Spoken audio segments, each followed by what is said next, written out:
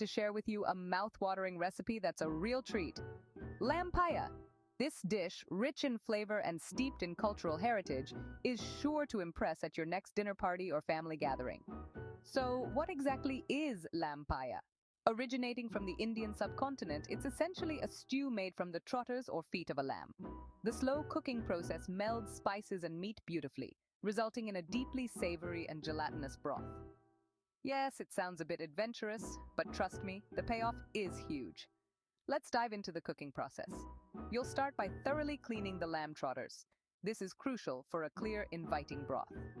Next, grab a big pot, and let's start by sautéing some finely chopped onions until they're golden brown. This caramelization is key to unlocking those deep, sweet flavors. Now, add in heaps of garlic and ginger paste, stirring until the raw smell disappears.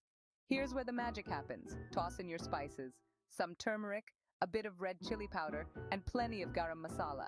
Mix these until they coat the onions, releasing their aromatic powers. In go the trotters, followed by enough water to cover them. Bring this to a boil, then simmer it on low heat. This isn't a quick dish. It takes time, about 4 to 6 hours, allowing all those incredible flavors to develop fully. As it cooks, you'll see the broth thickening, thanks to the collagen from the trotters. This is what gives Paya its signature lip-smacking texture. Once it's ready, finish it off with a sprinkle of fresh cilantro and a squeeze of lime for that burst of freshness. Serve your lamb paya hot, ideally with naan or steamed rice to soak up all that glorious broth. It's not just a meal, it's an experience, bringing a piece of culinary tradition right to your table. So go ahead, give this recipe a try and let me know how it turns out. Remember, cooking is not just about feeding the stomach, it's about feeding the soul.